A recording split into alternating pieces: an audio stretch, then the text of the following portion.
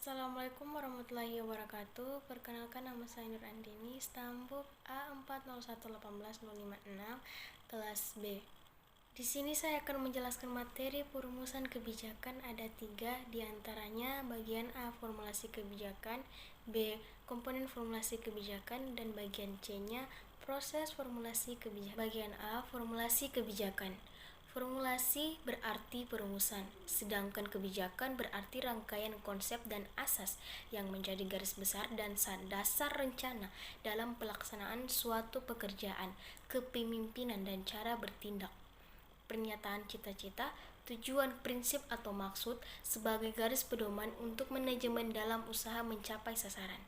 Dalam Undang-Undang Sisdiknas Nomor 20 Tahun 2003 Bab 1 Pasal 1 dijelaskan pendidikan merupakan usaha sadar dan terencana untuk mewujudkan suasana belajar agar peserta didik secara aktif mengembangkan potensi dirinya untuk memiliki kekuatan spiritual, keagamaan, pengadilan diri, kepribadian, kecerdasan, akhlak mulia, serta keterampilan yang diperlukan dirinya di dalam masyarakat, bangsa, dan negara.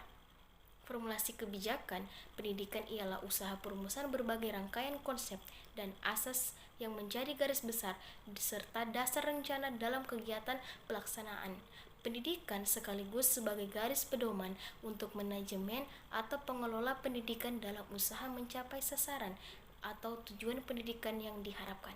B. Komponen formulasi kebijakan pendidikan. Menurut Wibawa Komponen, unsur yang dapat dalam proses formulasi kebijakan adalah 1. Tindakan.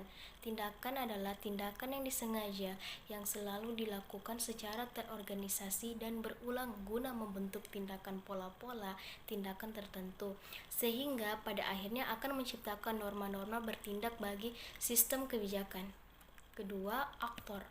Orang atau pelaku yang terlibat dalam proses formulasi kebijakan akan memberikan dukungan maupun tuntunan serta menjadi sasaran dari kebijakan yang dihasilkan oleh sistem kebijakan. Aktor yang paling dominan dalam tahap perumusan kebijakan dengan tuntunan yang bersifat internal dalam artian mempunyai kekuasaan atau wewenang untuk menentukan isi dan memberikan legitimasi terhadap perumusan kebijakan tersebut yang disebut sebagai pembuat kebijakan. Yang ketiga, orientasi nilai.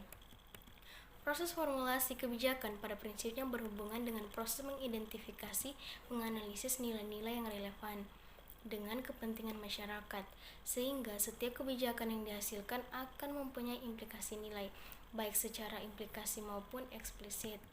Oleh karena itu, aktor-aktor yang berperan dalam formulasi kebijakan tidak hanya berfungsi menciptakan adanya keseimbangan di antaranya kepentingan yang berbeda, tetapi juga harus berfungsi sebagai penilai, yakni mampu menciptakan adanya nilai yang dapat disepakati bersama yang didasarkan pada penilaian rasional guna menciptakan hasil yang maksimal. C. Proses formulasi kebijakan. Sejalan dengan pendapat Winarno, membagi proses formulasi kebijakan ke dalam tahapan perumusan masalah kebijakan, penyusunan agenda pemerintah, perumusan usulan kebijakan, pengesahan kebijakan, pelaksanaan kebijakan, dan penilaian kebijakan sebagai berikut. 1. Perumusan masalah kebijakan.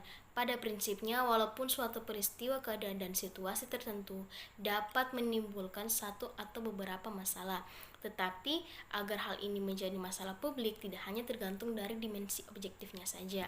Yang kedua, penyusunan agenda pemerintah. Oleh karena masalah publik yang telah diidentifikasi begitu banyak jumlahnya, maka para pembuat keputusan akan memilih dan menentukan masalah yang seharusnya mereka prioritaskan dan diperhatikan secara serius dan aktif, sehingga biasanya agenda pemerintah ini bersifat khas, lebih konkret, dan terbatas jumlahnya. 3. Perumusan usulan kebijakan. Tahap ini merupakan kegiatan menyusun dan mengembangkan serangkaian tindakan yang perlu untuk memecahkan masalah, meliputi identifikasi alternatif, mengidentifikasi dan merumuskan alternatif, menilai alternatif yaitu kegiatan pemberian bobot pada setiap alternatif, memilih alternatif yang memuaskan. Keempat, pengesahan kebijakan. Proses pengesahan suatu kebijakan biasanya diawali dengan kegiatan persuasion dan bargaining Persuasion diartikan sebagai usaha-usaha untuk meyakinkan orang lain tentang suatu kebenaran atau nilai kedudukan seseorang, sehingga mereka mau menerima sebagai milik sendiri. Sedangkan bergaining diterjemahkan sebagai suatu proses di mana dua orang atau lebih yang mempunyai kekuasaan atau otoritas mengatur, menyelesaikan setidak-tidaknya sebagai tujuan yang tidak mereka sepakati agar dapat merumuskan serangkaian tindakan yang dapat diterima bersama, meskipun itu tidak terlalu ideal bagi mereka. Sekian materi dari saya, lebih dan kurangnya saya mohon maaf. Wabillahi taufiq wal hidayah. Wassalamualaikum warahmatullahi wabarakatuh.